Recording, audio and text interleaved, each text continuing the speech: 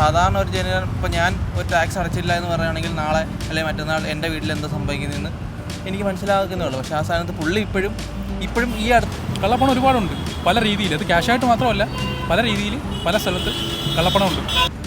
കോടീശ്വരന്മാരെന്ന് പറയുമ്പോൾ B J പിയിലുള്ള ആൾക്കാരല്ലേ കോടീശ്വരന്മാർ. കോടീശ്വരന്മാർ വേണ്ടത്ര ടാക്സ് അടയ്ക്കുന്നില്ല എന്നൊരു ആക്ഷേപമുണ്ട്. ചേട്ടൻ കേട്ടായിരുന്നു? ഞാൻ കേട്ടില്ലേ. ഇപ്പോൾ തിരുവനന്തപുരത്ത് നിൽക്കുന്ന 3 സ്ഥാനാർത്ഥികളുള്ള ഒരാൾ വേണ്ടത്ര ടാക്സ് അടച്ചില്ല എന്ന് പറയുന്നു. പിണറായി വിജയൻ അയാൾ പോക്കിയാണ്.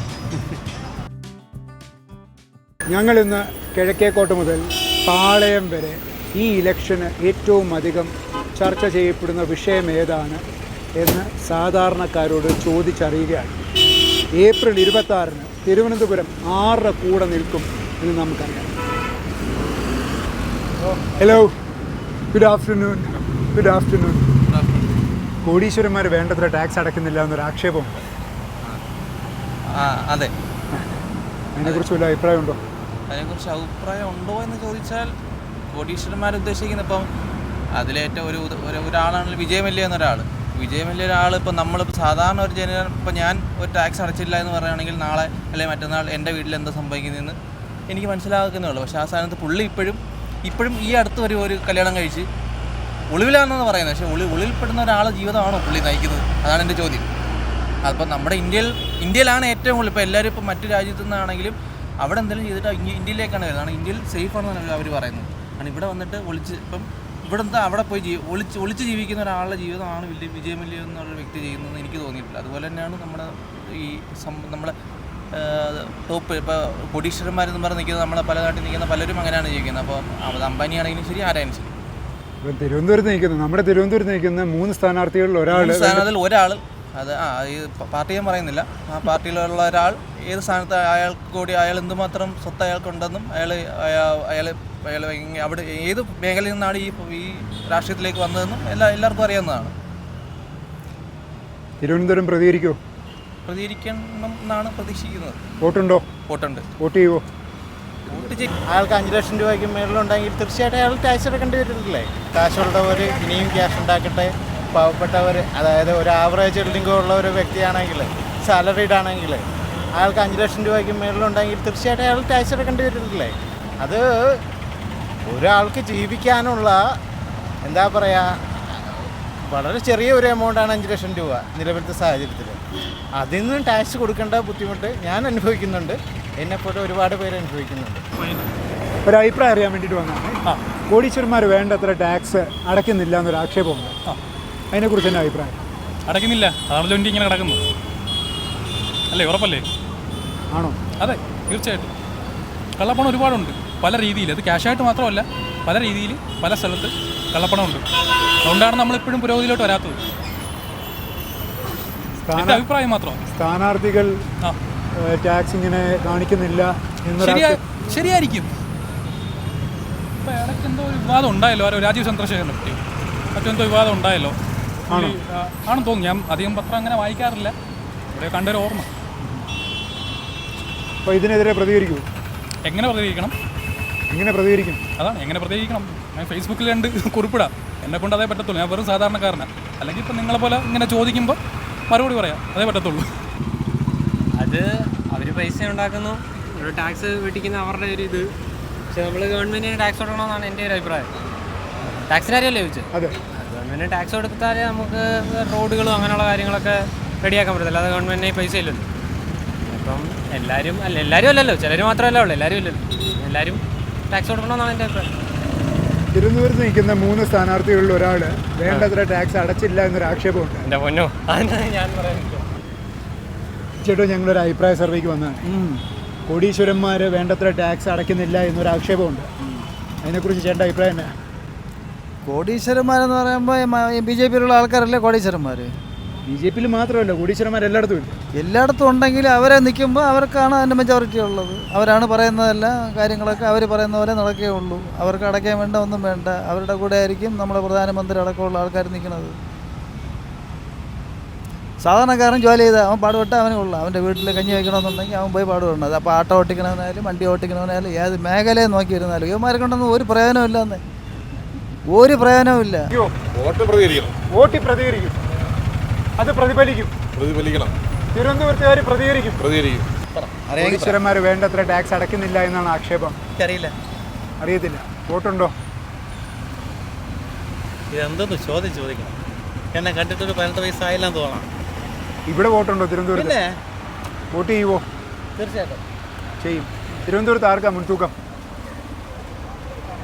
എന്നെ പറഞ്ഞാൽ ശശി തരൂർ ആയിരിക്കും. ആണ്. അതിൻ്റെ കാരണം എന്നാ? അങ്ങനെ ചോദിച്ചാൽ അറിഞ്ഞൂടാ. പക്ഷേ തരൂരിനാണ് മുൻതൂക്കം. പൊതുവെയുള്ള സംസാരം എങ്ങനെയാണ്? ശരി, പൊതുവെയുള്ള സംസാരം. ശരി. കോടീശ്വരന്മാർ വേണ്ടത്ര ടാക്സ് അടയ്ക്കുന്നില്ല എന്നൊരു ആക്ഷേപമുണ്ട്. ഇതിനെക്കുറിച്ച് എന്നാ അഭിപ്രായം? സത്യമാണ്. മജോറിറ്റി എങ്ങനെ ആയിരിക്കും? അവരടയ്ക്കുന്നില്ലല്ലോ. തിരുവനന്തപുരത്ത് നിൽക്കുന്ന 3 സ്ഥാനാർത്ഥികളിൽ ഒരാൾ വേണ്ടത്ര ടാക്സ് അടയ്ക്കുന്നില്ല എന്നാണ് പറയുന്നത്. സത്യമായിരിക്കും. വ്യക്തമായ ധാരണകളില്ലാതെ ആരും അങ്ങനെ ഒരു പ്രകടനം നടത്തില്ലല്ലോ പ്രകടന പത്രികയിൽ വരുന്നതിന് ശേഷം. ശരിയായിരിക്കും.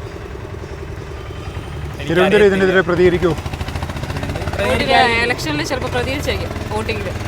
വോട്ടിങ്ങിൽ പ്രതികരണം ഉണ്ടാകും. മാറ്റം ഉണ്ടാകും. വോട്ടുണ്ടോ നിങ്ങൾക്ക്? തീർച്ചയായിട്ടും.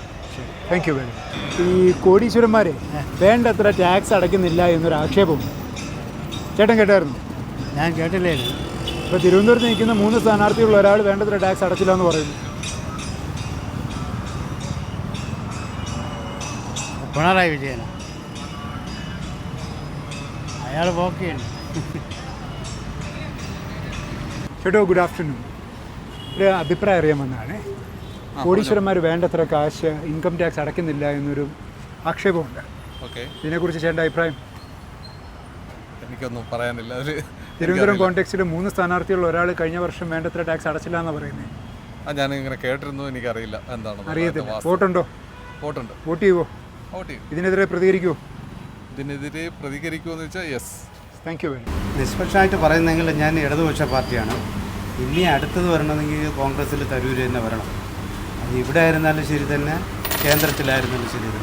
ഒരു ചേഞ്ചിങ് വേണം, അത്രമാത്രം. ശരിയാണ്. Thank you very much. ചേട്ടോ, നമുക്ക് പരക്കെ ഒരു ആക്ഷേപമുണ്ട്, വേണ്ടത്ര ടാക്സ് ആൾക്കാർ അടയ്ക്കുന്നില്ല എന്ന്. ചേട്ടൻ എന്തെങ്കിലും അഭിപ്രായം ഉണ്ടോ?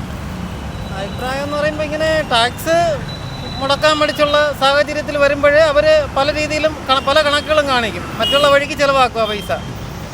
തിരുവനന്തപുരത്ത് ആർക്കാ മുൻതൂക്കം? മുൻതൂക്കം നമ്മുടെ UDFന് ശശി തരൂരിനാണ് കാണുന്നത്. ശശി തരൂർ. വോട്ട് ചെയ്യുമോ? വോട്ട് ചെയ്യും. വോട്ട് ചെയ്യും. Good luck. നന്മയ്ക്കു കോവിലിൽ പോയി നൃത്തമാടലും കുമ്മനസങ്ങളെ നൃത്തമാടിക്കലും നർത്തന സേവയിൽ നെറ്റി തടത്തിൽ നിന്നെത്ര വിയർപ്പു നീരിറ്റിറ്റു വീഴുമോ അത്ര വെൺമുത്തുകൾ മുന്നിലുതിരുന്നു നൽദേവദാസികൾ ഈശ്വരപ്രീതിയായി ഈശ്വരപ്രീതിയായി. Very good. പ്രതികരിക്കുമോ? പ്രതികരിക്കും. ഉറപ്പായിട്ടും പ്രതികരിക്കും. കോടീശ്വരന്മാർ ടാക്സ് അടച്ചില്ലെന്നുണ്ടെങ്കിൽ അതിനെതിരെ പ്രതികരിക്കും. തീർച്ചയായിട്ടും. പാവങ്ങളെ ഞങ്ങൾ കറക്റ്റായിട്ട് അടയ്ക്കുന്നില്ലേ? അപ്പോൾ പ്രതികരിക്കും. പ്രതികരിക്കും. ചേട്ടോ, കോടീശ്വരന്മാർ വേണ്ടത്ര ടാക്സ് അടയ്ക്കുന്നില്ല എന്നൊരു ആക്ഷേപമുണ്ട്. ഇതിനെക്കുറിച്ച് ചേട്ടൻ്റെ അഭിപ്രായം? ഇവിടുത്തെ സ്ഥാനാർത്ഥി രാജീവ് ചന്ദ്രശേഖർ വളരെ അതിശയം തോന്നുന്നതെന്ന് വെച്ചാൽ കോടിക്കണക്കിന് രൂപയുടെ ആസ്തിയുള്ള, സ്വന്തമായി ഹെലികോപ്റ്ററുള്ള, വിവിധ തരത്തിലുള്ള വാഹനങ്ങളുള്ള ഒരാൾ കഴിഞ്ഞ സാമ്പത്തിക വർഷം 680 രൂപ ടാക്സ് കൊടുത്തു എന്ന് പറഞ്ഞാൽ ഈ ED-യുമായിട്ട് നടക്കുന്ന ഈ മോദിയൊക്കെ ഈ രാജീവ് ചന്ദ്രശേഖരനെ ഒന്നും കണ്ടില്ല എന്നുള്ളതാണ് ഞങ്ങളുടെയൊക്കെ സംശയം. ഇതിനെതിരെ ഒരു പ്രതികരണം കാണുമോ തിരുവനന്തപുരത്ത്? തീർച്ചയായും ആ പ്രതികരണം ഉണ്ടാവും. കോടീശ്വരന്മാർ വേണ്ടത്ര ടാക്സ് അടയ്ക്കുന്നില്ല എന്നൊരു അഭിപ്രായമുണ്ട്. അത് ഉള്ളതല്ലേ. കോടീശ്വരന്മാർക്ക് കേസില്ലല്ലോ. കോടീശ്വരന്മാർക്ക് കേസില്ല. പാവങ്ങളെ തോളലല്ലേ കയറുന്നത്, പട്ടിണികൾ. ആരെങ്കിലും ബാങ്കിൽ ജീവിതമാർഗമില്ലാതെ ഒരു ലോൺ എടുത്തു കഴിഞ്ഞാൽ അത് ജപ്തി ചെയ്യാൻ ആൾ, മറ്റതിനെല്ലാം ആളുണ്ട്. പക്ഷേ ഇതിന് എന്തതിന് കോടീശ്വരന്മാർ ടാക്സ് അടച്ചില്ലെങ്കിൽ ആരാ ചോദിക്കുക? എല്ലാം വിറ്റുകൊണ്ടിരിക്കുകയല്ലേ. അതേ ഉള്ളൂ. ഈ ഇലക്ഷനിൽ പ്രതീക്ഷയുണ്ടോ? പ്രതീക്ഷ എന്താ? കോൺഗ്രസ് ജയിച്ചാൽ ഇന്ത്യ രക്ഷപ്പെടും, അല്ലെന്നുണ്ടെങ്കിൽ പോക്കാ. അഭിപ്രായം അറിയാൻ ഇറങ്ങിയതാണ്. കോടീശ്വരന്മാർ വേണ്ടത്ര ടാക്സ് അടയ്ക്കുന്നില്ല എന്നൊരു ആക്ഷേപം. അത് നമ്മൾ മറ്റേ ആരാണ് ഇൻകം ടാക്സ് അവർ കാര്യക്ഷമമായി പ്രവർത്തിക്കുകയാണെങ്കിൽ സംഗതി നടക്കും. പ്രവർത്തിക്കാൻ പറ്റുമോ? പ്രവർത്തിക്കാൻ ചിലപ്പോൾ ഇപ്പോഴത്തെ രാഷ്ട്രീയ സാഹചര്യത്തിൽ അവർക്കൊരു നിയന്ത്രണത്തിൻ്റെ പരിധിയിലാണെന്നാണ് പറയപ്പെടുന്നത്. പിന്നെ മനസ്സിലാക്കുന്നത് ആ രീതിയിലാണ്. ഇഷ്ടമില്ലാത്ത ആളുകളെ പോയി ഇത് ചെയ്യുക, അതൊക്കെ ശരിയാണോ? മാധ്യമങ്ങൾ വാർത്തകൾ വിശ്വസിക്കുകയാണെങ്കിൽ കുറേയൊക്കെ ആ രീതിയിൽ വിശ്വസിക്കേണ്ട അവസ്ഥയാണ്. അങ്ങനെയൊക്കെ ചെയ്യുന്നുണ്ടെങ്കിൽ അത് ശരിയാണോ? തീർച്ചയായിട്ടും ശരിയല്ല. അങ്ങനെ പാടില്ലല്ലോ. നിയമത്തിൻ്റെ പരമായിട്ട് എല്ലാവർക്കും തുല്യമാണ്. ആരാ ചോദിക്കേണ്ടത് ഇതിനെക്കുറിച്ച്? അത് ഉത്തരവാദിത്തം ജനങ്ങൾ ചോദിക്കണം. ഇപ്പോൾ ഇലക്ഷനല്ലേ വരുന്നത്, ജനങ്ങൾ ചോദിക്കുമോ? ചോദിക്കുന്നതാണ് നമ്മൾ വിശ്വസിക്കുന്നത്. ജനങ്ങളുടെ പ്രതികരണത്തിൽ വിശ്വാസം ഉണ്ടോ ചേട്ടൻ? ഉണ്ട്. ചേട്ടൻ പ്രതികരിക്കുമോ? ഞാൻ തീർച്ചയായും പ്രതികരിക്കും. ഇപ്പം എത്ര മാസത്തെ ബെൻഡിങ് ഓരോരുത്തർക്ക് പെൻഷൻ വയസ്സായവർക്ക് കൊടുക്കാൻ കിടക്കുന്നത്? കറക്റ്റ് കൊടുത്തോണ്ടിരുന്നതല്ലേ? ഇതിനെതിരെ പ്രതികരിക്കണ്ടേ? പ്രതികരിക്കണം. ഒരാൾ മാത്രം പ്രതികരിച്ചാൽ മതി. എല്ലാവരും ഒറ്റക്കെട്ടാ നിൽക്കണം, എന്നാലേ ജയിക്കുള്ളൂ. ആര്? ജനങ്ങൾ. അഭിപ്രായം അറിയാൻ വേണ്ടിയിട്ട് ഇറങ്ങിയതാണ്. കോടീശ്വരന്മാർ വേണ്ടത്ര കാശ് നികുതി ഇനത്തിൽ അടയ്ക്കുന്നില്ല എന്നൊരു ആക്ഷേപമുണ്ട്. ഇതിനെക്കുറിച്ച് എൻ്റെ അഭിപ്രായം? അത് കറക്റ്റ് കാര്യം. കറക്റ്റ് കാര്യം വെച്ചാൽ കോടീശ്വരന്മാർ ഇവിടെ എന്താ എവിടെ നികുതി അടയ്ക്കുന്നു? അവരെ സംരക്ഷിക്കാനാണ് കേന്ദ്ര ഭരണകൂടം നോക്കുന്നത്. അല്ലാതെ ഇവിടെ നികുതി അവരെ നിന്ന് കറക്റ്റായി പിരിച്ചിരുന്നെങ്കിൽ നമ്മൾ ഈ ദാരിദ്ര്യം കൊണ്ട് ഈ വിലക്കയറ്റം ഇതിങ്ങനെ ഉണ്ടാവേണ്ട കാര്യമുണ്ട്. ഈ രാജ്യത്ത് നികുതി പിരിവ് കോടീശ്വരന്മാരെ ഒന്നും പിരിക്കുന്നില്ല, സാധാരണപ്പെട്ടവരെ പിരിക്കും. വീട്ടുകാരം, പിള്ളക്കാരം എന്ന് പറഞ്ഞുണ്ട്. തിരുവനന്തപുരത്ത് നിൽക്കുന്ന 3 സ്ഥാനാർത്ഥികളിൽ ഒരാൾ വേണ്ടത്ര ടാക്സ് അടച്ചിട്ടില്ല എന്നാണ് ആക്ഷേപം. അതിപ്പോൾ പറയാതെ തന്നെ അറിയാമല്ലോ. ശതകോടീശ്വരനാണ് ഇവിടെ നിൽക്കുന്ന സ്ഥാനാർത്ഥി. 2 പേരും, ശശി തരൂരായാലും മറ്റേ രാജീവ് ചന്ദ്രശേഖരായാലും. പിന്നെ പന്നീർ രവീന്ദ്രനെ സംബന്ധിച്ച് നമ്മളിപ്പം രാഷ്ട്രീയപരമായിട്ട് പറയുന്നില്ല. പുള്ളി ഒരു സാധാരണ ജീവിതം നയിച്ചുകൊണ്ട് പോകുന്ന ഒരാളാണ്. തിരുവനന്തപുരത്ത് നിന്നൊരു പ്രതികരണം സാധ്യമാണോ? അല്ല, ഈ ഇലക്ഷൻ സാധാരണ ജനങ്ങൾ നല്ല ലെവലിൽ പ്രതികരിക്കും. അറിയാം, ഈ കഴിഞ്ഞ 10 വർഷക്കാലം കൊണ്ട് നമ്മൾ വളരെയധികം ബുദ്ധിമുട്ട് അനുഭവിക്കുകയാണ്. വളരെയധികം. കാര്യം ഗ്യാസിൻ്റെ വിലയായാലും പെട്രോളിൻ്റെ വിലയായാലും ഇതെല്ലാം ആരെ നന്നാക്കാൻ വേണ്ടിയാണ്? കോടീശ്വരന്മാരെ നന്നാക്കാൻ വേണ്ടിയാണ്. അല്ലാതെ ഈ പെട്രോളിനും ഗ്യാസിനൊക്കെ ഇത്രയും വില കൂട്ടേണ്ട എന്തോ ആവശ്യമാണ്? 400 രൂപ കിടന്ന പെട്രോൾ ഗ്യാസിനിപ്പം നമ്മൾ 900 രൂപ കൊടുക്കുക. ഇപ്പം സബ്സിഡി വന്നിരിക്കണം. എത്ര ദിവസത്തേക്ക്? ഇലക്ഷൻ കഴിയുമ്പോൾ അത് പോകും. അവർക്ക് സ്വതന്ത്രമായിട്ട് വില കൂട്ടാനുള്ള ഇതും കൊടുത്തിട്ടുണ്ട്. സാധാരണ സർക്കാരിൻ്റെ കീഴിലല്ലേ ഇതെല്ലാം നിലനിന്നുകൊണ്ടിരുന്നത്.